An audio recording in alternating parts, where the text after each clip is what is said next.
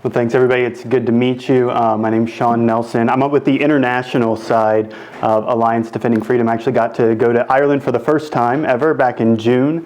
I was presenting at a Notre Dame Religious Liberty Conference, and I was focusing on what my normal work is, which is the persecution of Christians and religious minorities in a lot of very, very unpleasant places around the world. So the normal country I deal with is like Nigeria or Pakistan or Egypt. But I'm based here in DC, and I'm working increasingly on many things that happen in Europe, because things that you might see in other places, internet shutdowns or blackouts or mass censorship or arbitrary detentions or huge fines for religious or politically sensitive speech, unfortunately that's been happening increasingly within Europe. So I appreciate the last speaker kind of going through, I think, a very good quick checklist of the DSA architecture. And I know some of the other panelists will be talking about the particular structures and the requirements of the Digital Services Act. I'm really going to focus in this talk on a couple of related aspects of the DSA that are raising an increasingly significant amount of concern here in the U.S., especially as one of the main concerns is that the DSA could end up, or even already is, censoring Americans and harming American platforms. And I'm really going to focus on the ideas of hate speech in particular, but disinformation and misinformation are handled in similar ways with the DSA and its kind of idea of banning or mitigating the risk of illegal content, or so-called illegal content. It's worth starting out by looking at the different conceptions of free speech between the U.S. and, I'll say, the more recent European tradition, because that's at the core of the discussion that's animated the disagreements between the U.S. and the EU and the U.K. over the past year, and that's really sprung into the public limelight with Vice President J.D. Vance's Munich Security Forum speech. And so if you haven't watched the speech, please do go watch it this afternoon. It helps explain the very different tone coming from Vice President Vance or the chairman of the House Judiciary Committee, Jim Jordan, who seems to be sending letters to the EU almost every month and was actually just recently over there last week visiting with them. And then the difference between that tone and the waving away of concerns from many European leaders. The heart of the DSA is the requirement to remove, reduce, or mitigate the alleged harms of quote-unquote illegal conduct. So the normal phrase you hear in defense of this is that what is illegal offline should be illegal online. And when you put it that way, it's hard to disagree with the principle. So part of the defense of the DSA is simply that there's no new laws or requirements. We're just making sure things that are illegal offline are treated as illegal online. And so there's not really any new free speech concerns. Now, I don't agree with that defense, but that's the idea that you hear very often.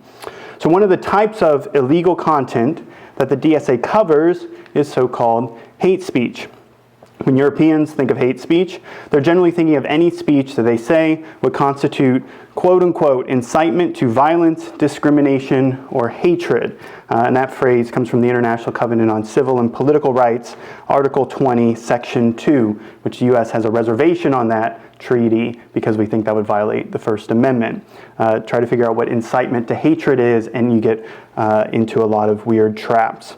In the U.S., we would normally say that hate speech, outside the narrow category of imminent incitement to violence, is constitutionally protected speech. And that's even if younger people seemingly and increasingly think that that kind of speech is not protected. It is protected.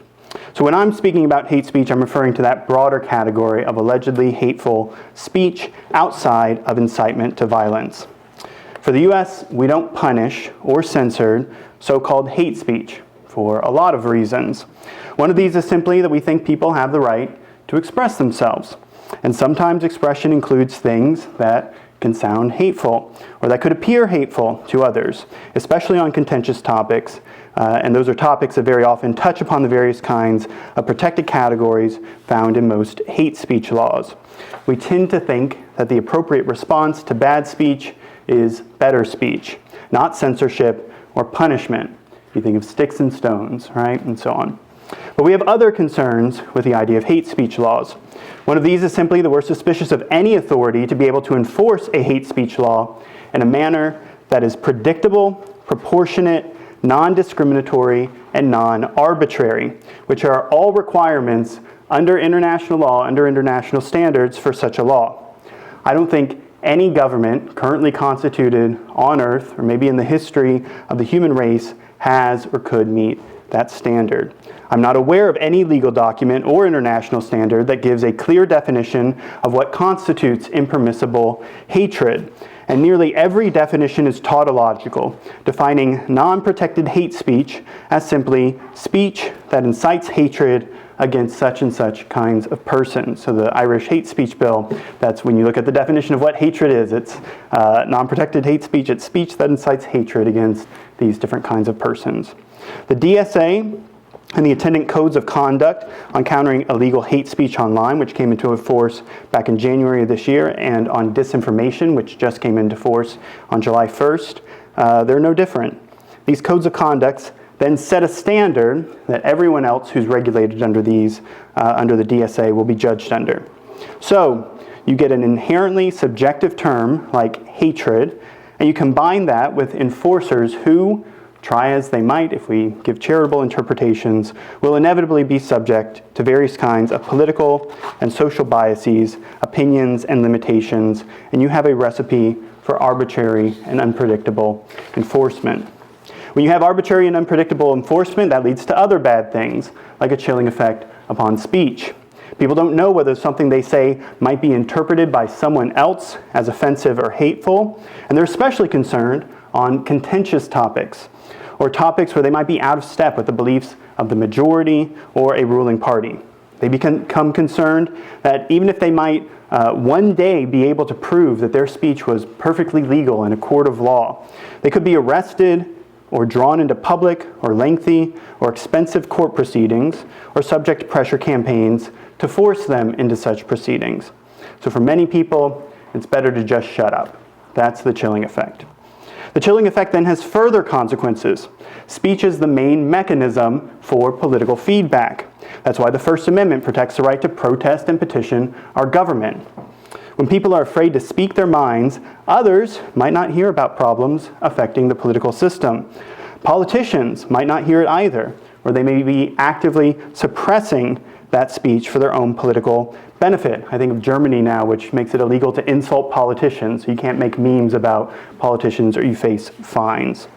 Private actors, wielding the threat that can come from an accusation, may try to suppress speech in different ways for similar purposes. So without a feedback mechanism, you would expect that political problems will go unresolved or get worse. And you might find that many people no longer feel their government is legitimately responsive to them, dismissing their opinions or saying they aren't worth hearing, rather than giving an explanation for why they're choosing a different policy or changing their policies. And that can lead to political instability, increasing extremism, and mass distrust. Similar issues arise with trying to restrict or censor so-called mis- or disinformation. So the European perspective, and I now understand I'm here with a bunch of Irish people from Europe, so I'm being very general to kind of highlight the contrast. Not everybody agrees with this, but I will note essentially every state within the EU has some form of hate speech laws. So the European perspective, it's obviously influenced from the world wars and the experience of the Holocaust.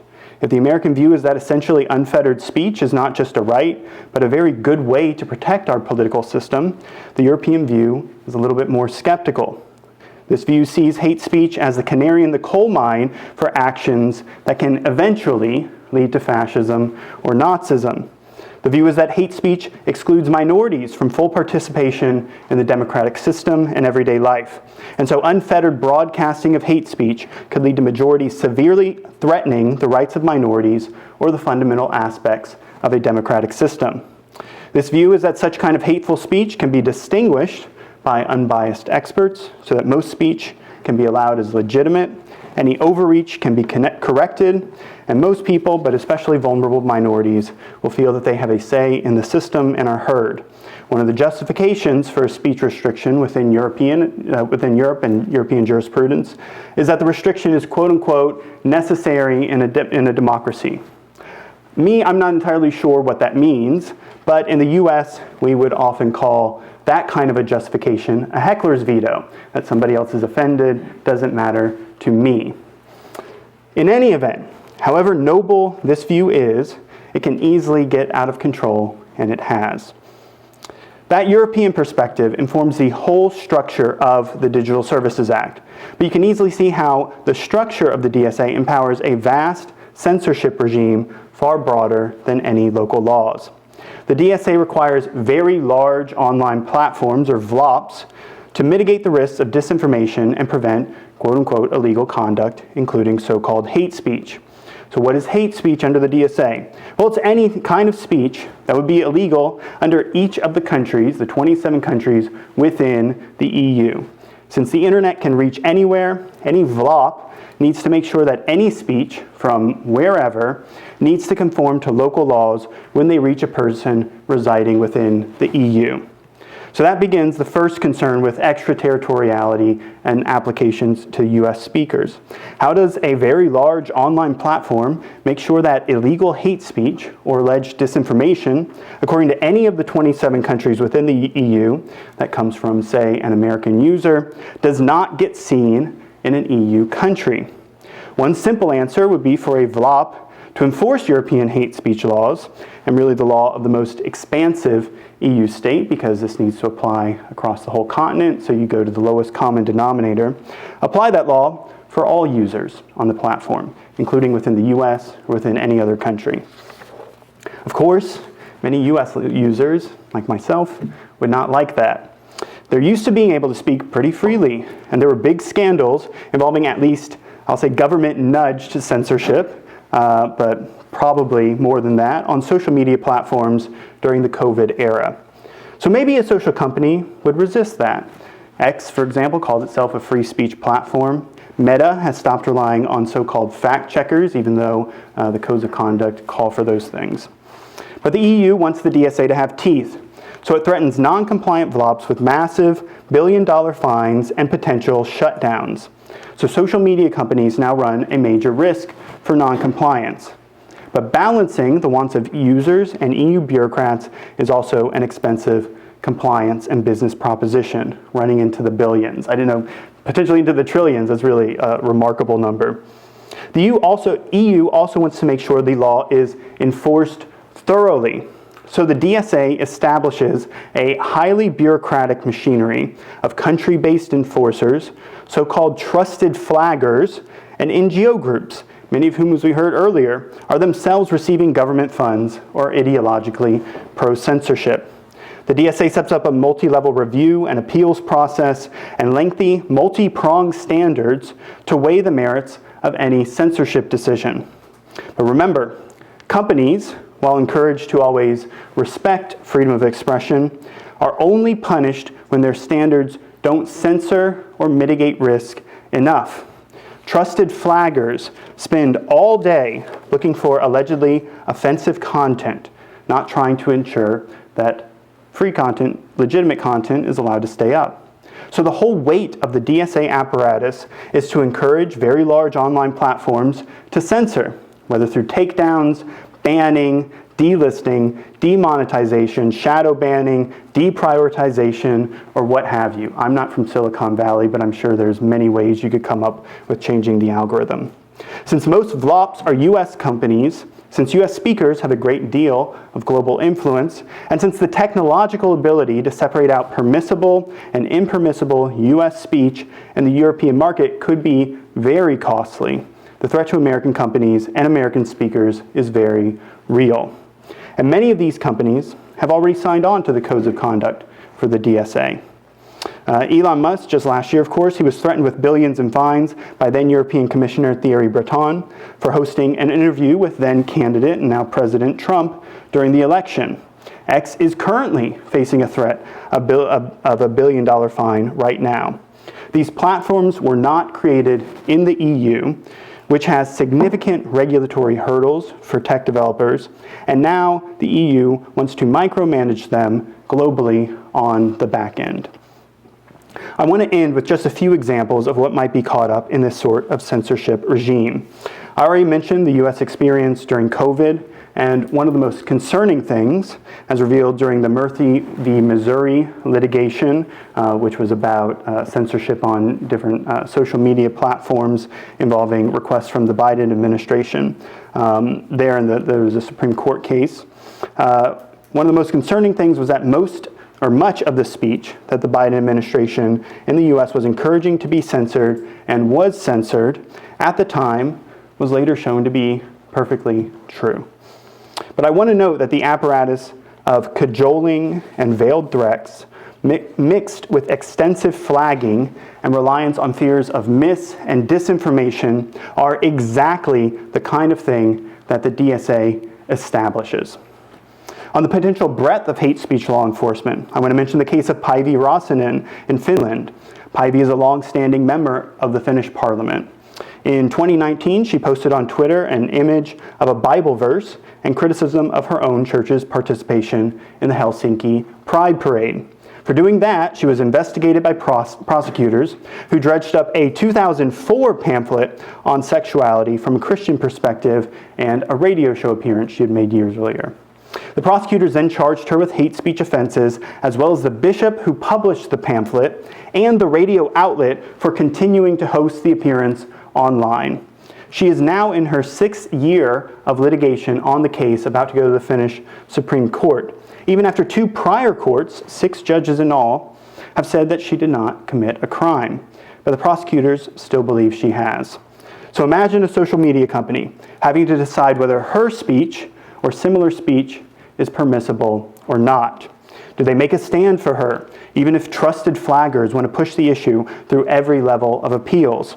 Or do they remove the content and see if she wants to pursue the appeal and go up through all the levels? And even if she is ultimately successful, her post may no longer be relevant. And relevancy in the social media atmosphere now, that's your currency, right? Or she may have to endure all sorts of other kinds of problems. I also want to note that the idea of harm in Europe has gone very far indeed. In the UK, where there are similar issues to the DSA and the Online Safety Act, government officials have justified bans on silent prayer within the broad vicinity of abortion facilities because they're alleged to cause psychological harm. In the case of Adam Smith Connor, his conviction for silent prayer was upheld last year, in part because his bowed head and clasped hands were an external manifestation of his inward prayer. So if that's the conception of harm used to implement the DSA or similar acts, the possibilities for censorship are very, very wide-ranging indeed. Last, I want to note that in Brazil, the U.S. has taken dramatic steps recently to push back against censorship efforts. I think this was last week or the week before, the U.S. placed its highest targeted sanctions on Alexander de Moraes, the head of the Supreme Court in Brazil, in part for a mass censorship campaign involving X and other social media sites. While there are significant differences between Brazil's actions and the EU's, I think there is an implicit warning here to the EU that the U.S. is taking this issue very seriously. When the U.S. announced on May 28th a policy of visa restrictions for quote-unquote foreign nationals who censor Americans, Secretary of State Marco Rubio said it was unacceptable for foreign officials to demand that American tech platforms adopt global content moderation policies or engage in censorship activity that reaches beyond their authority and into the United States. So I do think Europe should view the U.S. as being very sincere in its concerns about the DSA and similar efforts. So to end, I want to mention, again, my work primarily involves countries that often have very little respect for free speech. We often turn to Western countries to apply pressure to help individuals who are being imprisoned or tortured for exercising their right to free speech. But as Western countries turn to greater censorship, more authoritarian governments use that to justify their own repression, which harms the very minorities the West says it cares about. I know one recently released prisoner from Nigeria, Mubarak Bala. He's an atheist. He's warned about this growing censorship in the UK and discussed that concern with me personally, most recently in Nairobi.